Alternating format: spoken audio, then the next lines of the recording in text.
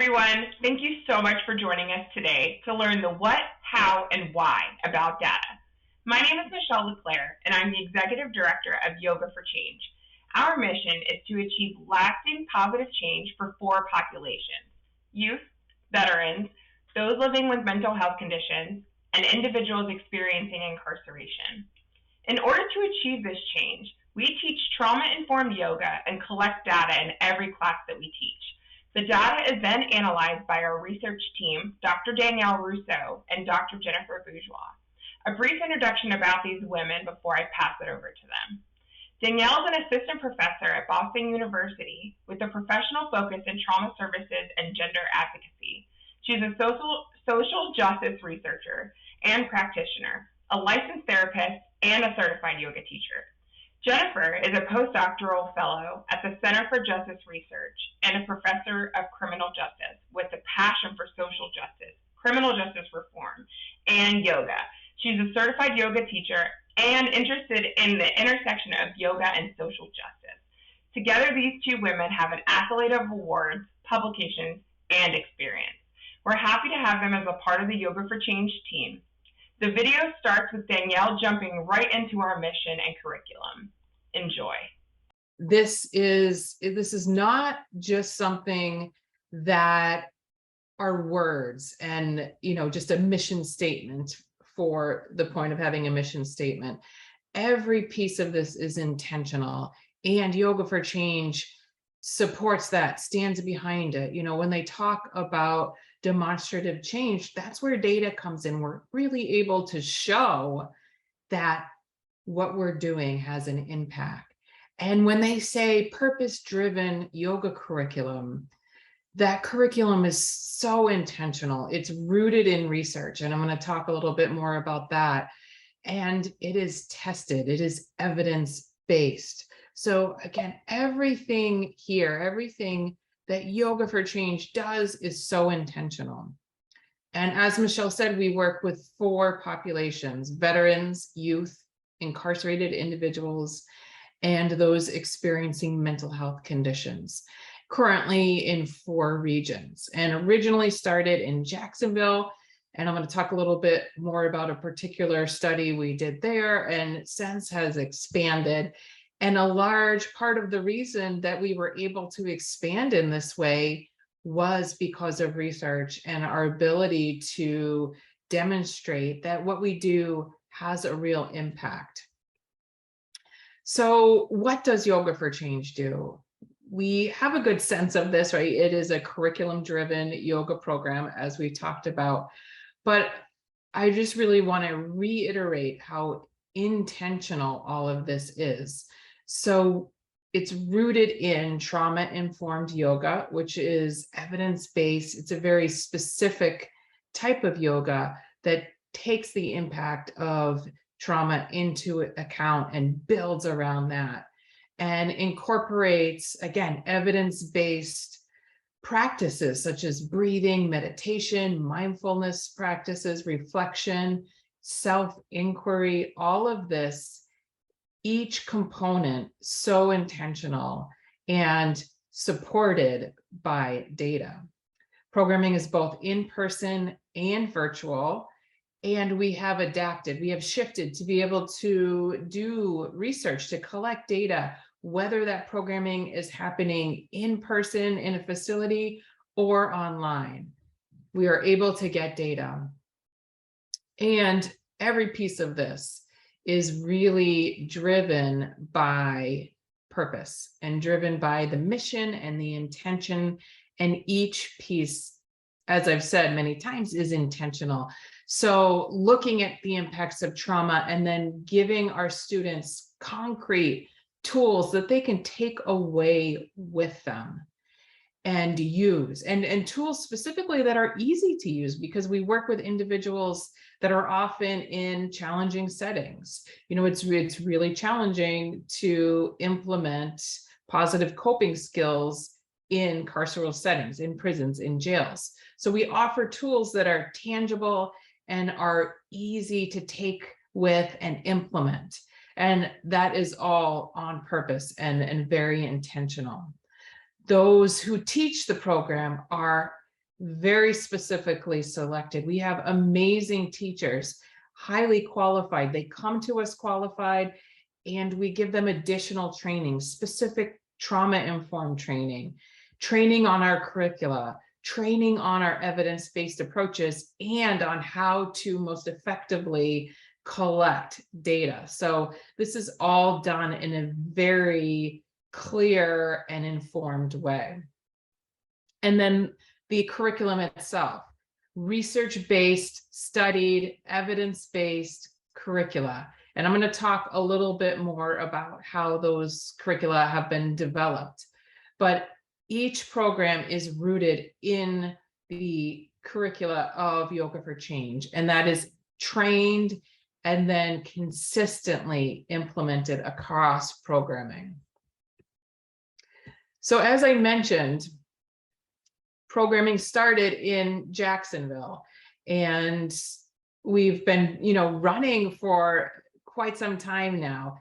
One of the first, probably the most prominent studies we did was funded by the Chartrand Family Fund.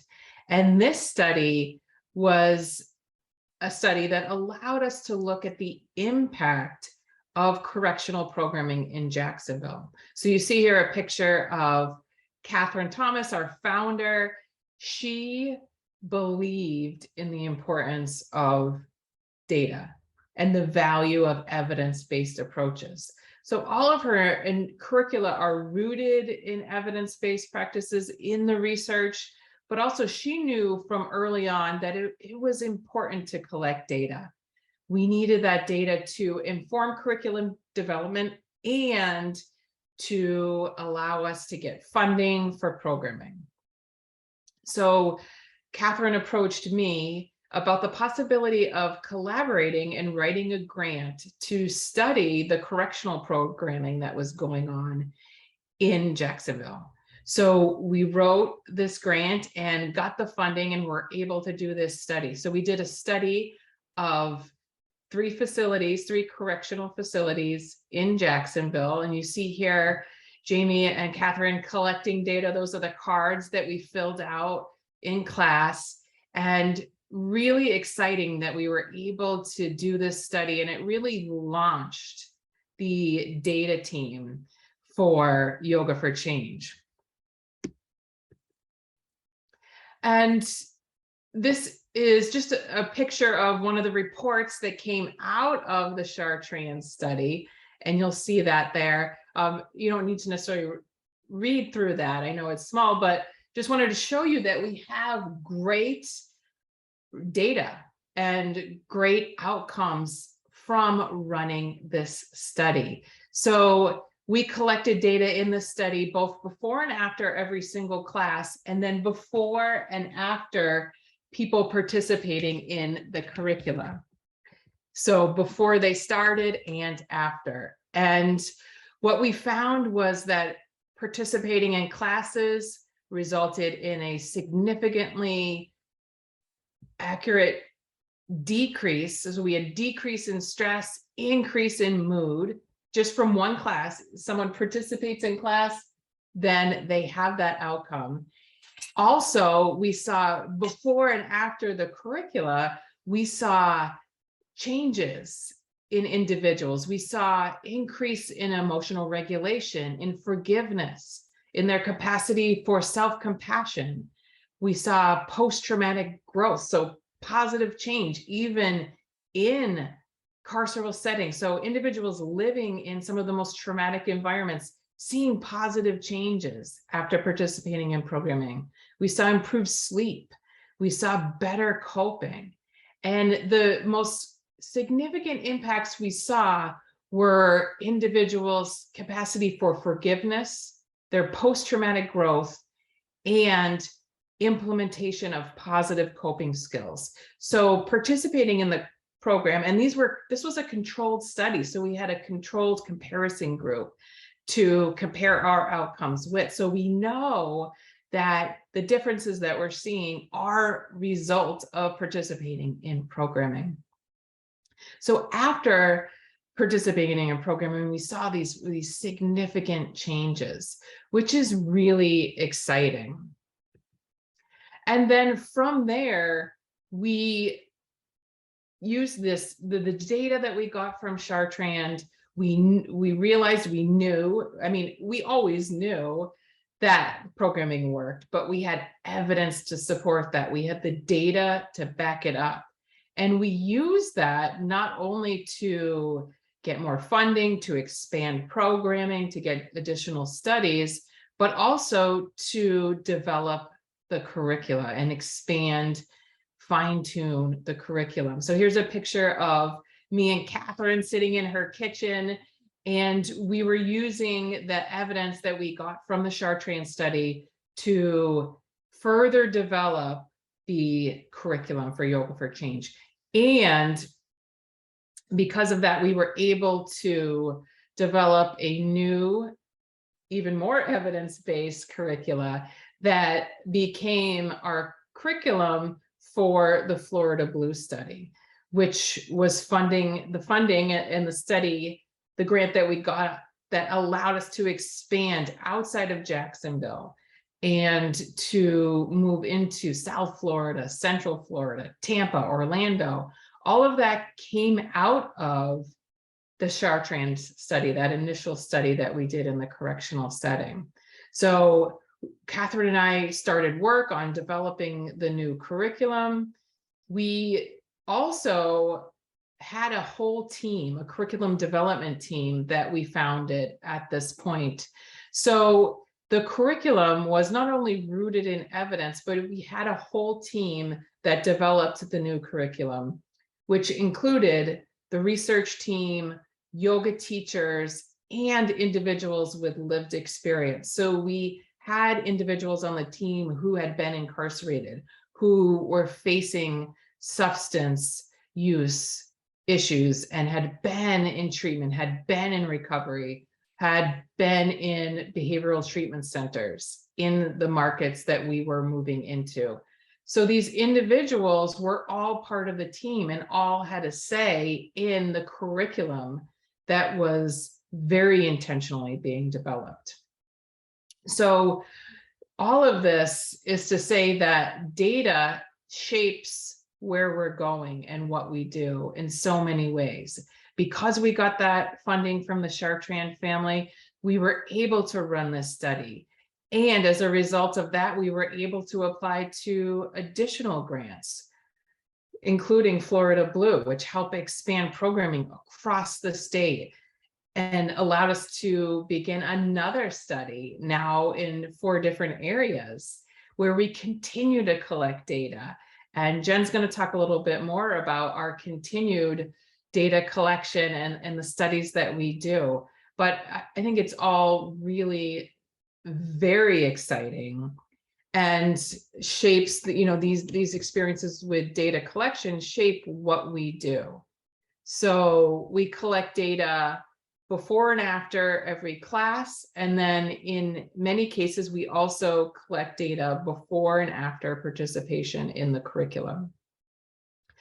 And we now have our dedicated research team, so we are continually fine-tuning our research and putting research out into the world. Jen will talk a little bit more about this, but the data shape the curricula itself. They shape how we implement programming and shape future studies, and very, very exciting work. And Jen's going to talk about this, but we share outcomes out into the world more generally, presenting at conferences, writing papers, sharing opinions. And I think it's just so important to note that this was something that Yoga for Change valued from very early on. And that's really what allows Yoga for Change to stand apart from others in the field, because from a very early point, Catherine knew the programming worked, but she also knew that you needed to prove that, and to do that, you needed data. So her commitment to data, her commitment to sustaining a research team throughout has really led us to where we are currently. I'm going to hand it over to Jen, and she's going to talk a little bit about why data collection is so important and how we're using data currently. Hi, everybody. I am Jennifer, and as Danielle just said, I'm going to reiterate and go into more detail about why data collection is important. So this slide is very similar to the one that Danielle went over just a few moments ago. However, some things that I really want to hone in on and discuss in more detail is the why. That was one thing regarding this presentation. We really wanted to stress the importance of the why data collection is important. So as Danielle already mentioned, the whole purpose of the curriculum is to teach students ways to cope with their trauma, as well as we collect data from every single class. Now, one thing to keep in mind when it comes to evaluations, evaluating a program, the essential purpose of that, the evaluation of a program, is to help that particular organization determine whether or not that program, or in our particular instance, if our curriculum is functioning as it is intended to do, if we're meeting the goal and expectations that we are set out to do based upon each yoga class and the overall curriculum, as well as more importantly, to identify if there are areas that need improvement. So that's some of the main reasons why data collection is important. Another key thing to remember is that evaluation is an ongoing process.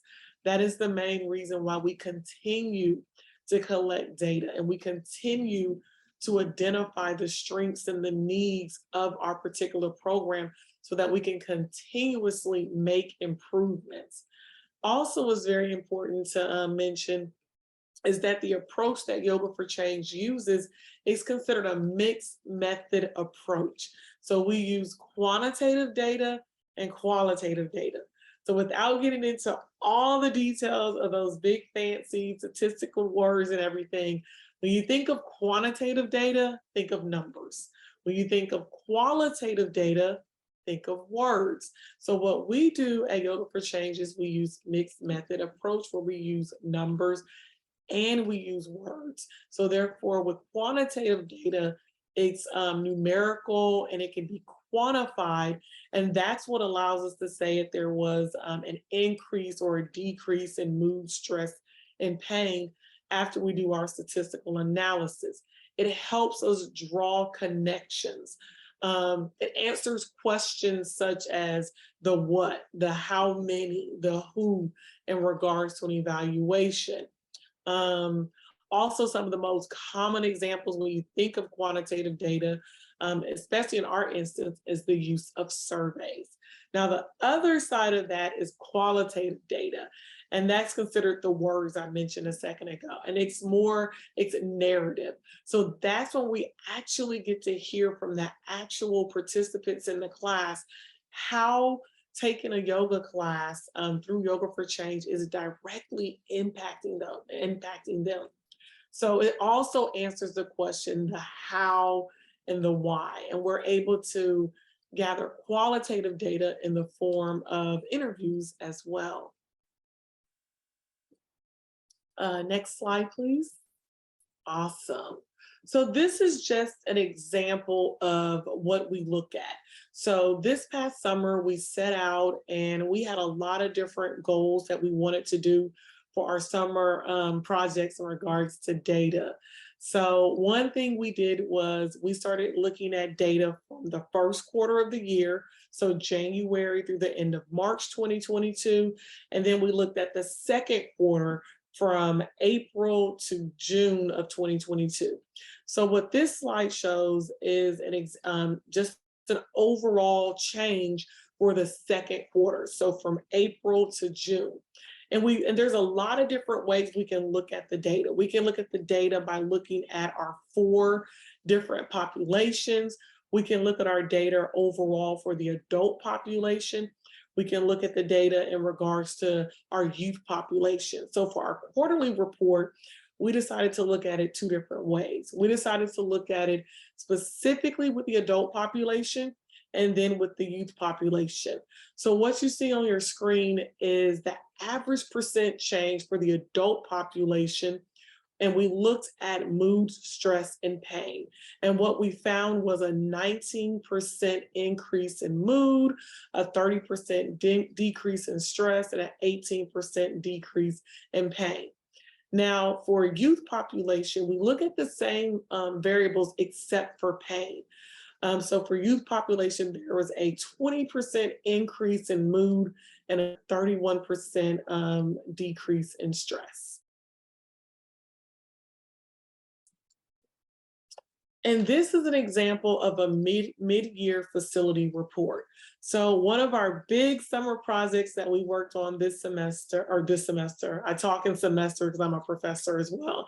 But one of the big things that we looked at this summer was looking at the mid-year point. Once again, as I mentioned before, evaluations are ongoing.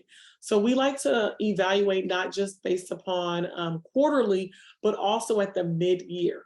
So for several different facilities, we looked at the data from January through June 2022. And the whole purpose was because we wanted to provide each facility a mid-year facility report so that they can see how their particular program is doing. So we went from looking at programs at the aggregate level and looking at adults versus youth, and then being able to really hone in on particular facilities. And this is just an example of one particular facility. And we looked at the same three variables, and this is an example of an adult facility. And we looked at mood, stress, and pain. And for mood, there was a 31% increase. For stress, there was a 44% decrease. And for pain, it was a 26% decrease. Also in these mid-year facility reports, we also provided them with a number of total students served. So for this particular facility, there were 89 students served from January through June 2022. And one thing to kind of remember about that is that number 89 is based upon the number of students taught during that time period. And students are counted each time they participate. So once again, this was just an example of a mid-year facility report, and we provided those reports to a large majority of the facilities that we service in the Florida area. Words. So this is an example of qualitative information and just some quotes that we like to share from students that participated in classes. Some of the ones they may stand out is, "I'm really grateful. Thank you. Very relaxing.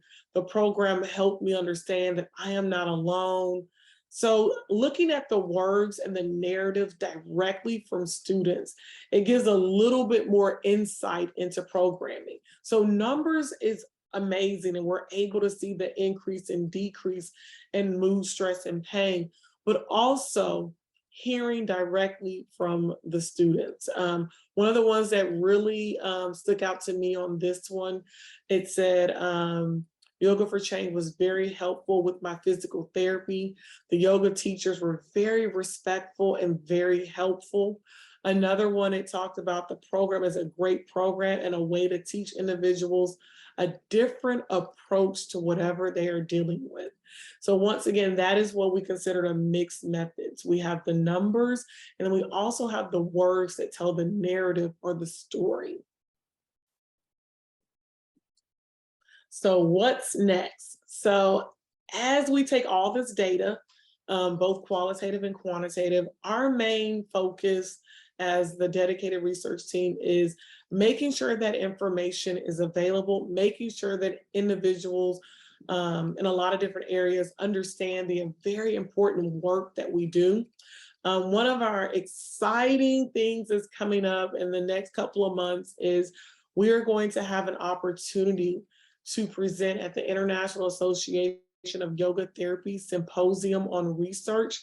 And we're going to share a little bit more about the Chartrand Study that Danielle mentioned a little while ago. So we get a chance to go to a conference with like-minded individuals and talk yoga research. I mean, how great is that? Also, we have a couple more conferences slated for this year as well as next year. And at conferences, there's a lot of different ways to present the material. It can be in the form of a poster presentation. It can be in the form of a paper presentation, and it can be in the form of a roundtable, kind of like what we're doing right now, just having a conversation. Also, another way to make sure that information is being disseminated and a lot of people know about Yoga for Change and the great impact of the program is through academic journals. So we are working currently on some of the studies that have been conducted at Yoga for Change and getting those published in academic journals. Also, editorial journals or in the form of op-eds in magazines. Once again, our main concern is making sure the dissemination of information is able to be presented to a large variety of audiences. Also, another way that we're making sure that individuals have access to our data and our information is on our website. So if you go to Yoga for Change website at www.y4c.com/impact, that is the area that is solely dedicated to research and data and our evaluations. It also is where we post quarterly reports. That's where the annual reports will go. So anything data related, you can catch it on the website. Also, make sure to subscribe to Yoga for Change's YouTube channel. There's also videos posted online. This is where this video will be posted online, as well as there's videos of yoga classes, just so you can kind of see what a Yoga for Change class consists of. Stay connected. If you want to see what we're up to, what we're doing, anything related to data, as well as merchandise, if you want to rock Yoga for Change merchandise, stay connected to us. We're on Instagram, Facebook, TikTok, as well as Facebook, and each one of our locations is located on Facebook. Also on the website, so y4c.org at events. And thank you all so much for joining us today. We're looking forward to doing more of these talks so we can bring people inside of our data world and we can just share the impact that Yoga for Change curriculum is having in the community. I'll turn it back over to you, Danielle. Yeah, thank you all. Thanks for joining. And, on the screen here, you can see our contact information. Feel free to reach out. Jen and I love data. We love talking about it. So if you're at all interested, do not hesitate to reach out. We would love to connect. Awesome. Well, thank you all.